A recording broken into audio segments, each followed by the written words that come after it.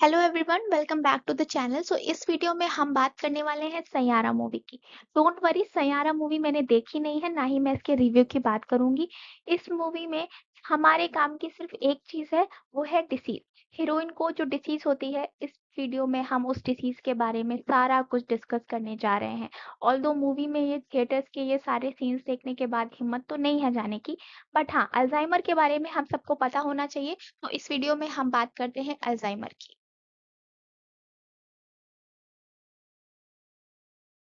सैयारा मतलब तारों में एक तन्हा तारा, खुद जल के जो रोशन करते जग ये सारा।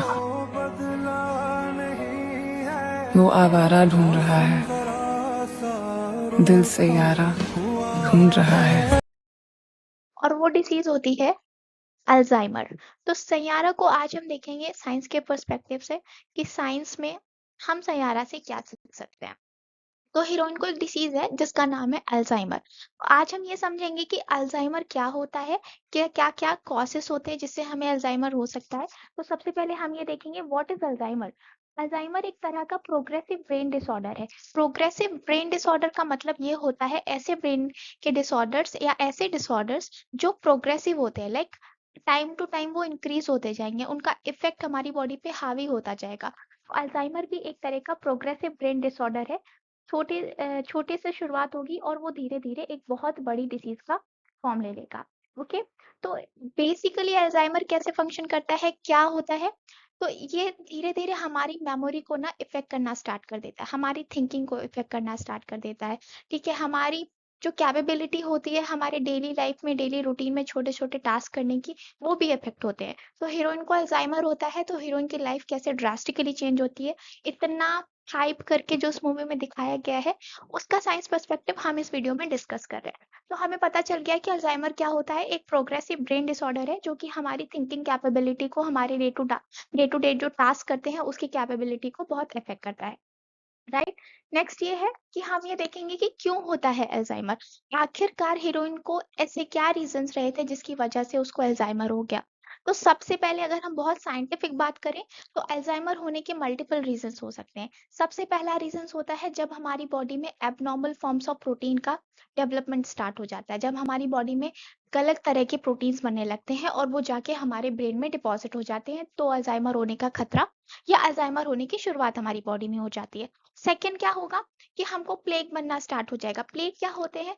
प्लेग एक तरह का ऐसा प्रोटीन होता है जो हमारे न्यूरॉन्स के आउटर रीजन में कलेक्ट हो जाता है।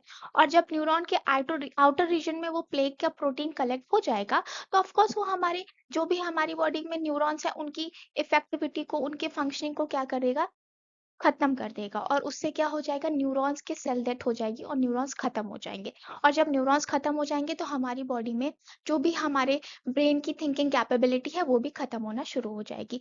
एक जो कॉम्प्लेक्स रीजन रहता है जो आजकल हम समझ सकते हैं कि आखिरकार हीरोइन को कैसे हुआ होगा अल्जाइमर। तो मे बी उसकी लाइफ में उसके जेनेटिक मेकअप में कुछ प्रॉब्लम हो सकती है जिसकी वजह से कोई ऐसा प्रोटीन है जो गलत तरह से फंक्शन करने लगा होगा, या ऐसे प्रोटीन बॉडी में एक्टिव हो गए होंगे जिसकी वजह से उसको अल्जाइमर कॉज होने लगा होगा। उसकी लाइफस्टाइल में भी प्रॉब्लम्स हो सकती हैं कि वो स्मोकिंग करती होगी, वो ड्रिंक करती होगी, ठीक है? वो हेल्दी लाइफस्टाइल नहीं जी रही होगी, मे बी इस वजह से भी उसको अल्जाइमर हो सकता है।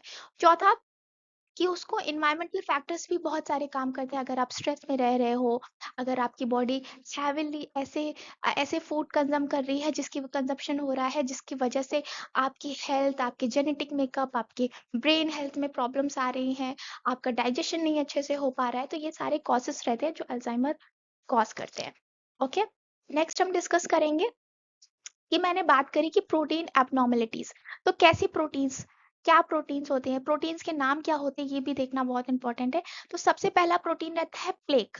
प्लेक क्या करता है, एक तरह का प्रोटीन का फ्रेगमेंट होता है जिसको हम बीटा एमोइलाइट कहते हैं। बीटा एमोइलाइट क्या होता है कि आपके ब्रेन में, मैंने बताया कि ब्रेन के आउटर रीजन में कलेक्ट हो जाएगा और न्यूरॉन्स की फंक्शनिंग को रोक देगा। दूसरा प्रोटीन होता है टैंगल्स। जब प्रोटीन ऐसे प्रोटीन्स बनते हैं जो आपस में टैंगल्स हो जाते हैं, उनके फाइबर्स आपस में ट्विस्ट हो जाते हैं, तो वो प्रोटीन क्या होता है, हमारे न्यूरॉन्स के इनर साइड में डिपॉजिट हो जाएगा। और इनर साइड में डिपॉजिट होने के बाद वो क्या करेगा, ब्रेन की फंक्शनिंग को, न्यूरॉन्स की फंक्शनिंग को कंप्लीटली क्या कर देगा, रोक देगा। और मैंने बताया कि हमारी बॉडी में जेनेटिक जेनेटिक प्रॉब्लम्स की वजह से भी हमें अल्जाइमर हो सकता है। तो जेनेटिक फैक्टर्स क्या होते हैं कि आपकी बॉडी में सर्टेन जीन्स जैसे कि एपो या एप्सिलॉन जीन, ये 2 जीन्स ऐसे होते हैं जो कि अल्जाइमर के टाइम में काफ़ी एक्टिव होते हैं। तो अगर आपकी बॉडी में ऐसे जीन हाइपर एक्टिव हो चुके हैं या ऐसे जीन अपना प्रोटीन सिंथेसिस करना स्टार्ट कर दिया है, तो ऐसे जीन्स की वजह से क्या प्रॉब्लम हो सकती है कि हमें क्या हो सकता है, अल्जाइमर हो सकता है। दूसरा फैक्टर मैंने आपको बताया था कि हमारी लाइफस्टाइल या एनवायरमेंटल फैक्टर्स भी होते हैं। जैसे अगर आप धीरे-धीरे एजिंग करना स्टार्ट कर रहे हो, राइट? तो आपने देखा होगा कि बूढ़े लोगों में अल्जाइमर होने की कैपेबिलिटी ज़्यादा होती है, राइट? वो ज़्यादा प्रो होते हैं उस उस डिसीज़ के लिए। तो क्या होगा अगर आपका एज बहुत ज़्यादा है तो आपको अल्ज़ाइमर हो सकता है। दूसरा, अगर आपको कभी हार्ट से रिलेटेड डिसीज़ेज़ रही है, कार्डियोवास्कुलर डिसीज़ेज़ रही है तो आपको अल्ज़ाइमर हो सकता है। अगर आपको बहुत आपके फैमिली में बहुत डायबिटीज़ बहुत जनरेशन टू जनरेशन चलता आ रहा है तो आपको अल्ज़ाइमर हो सकता है। अगर आपकी बॉडी हेल्दी नहीं है, आपकी बॉडी बहुत ज़्यादा वेट है, आपकी बॉडी में आपने बहुत वेट गेन करके रखा है तो आपको अल्ज़ाइमर हो सकता है।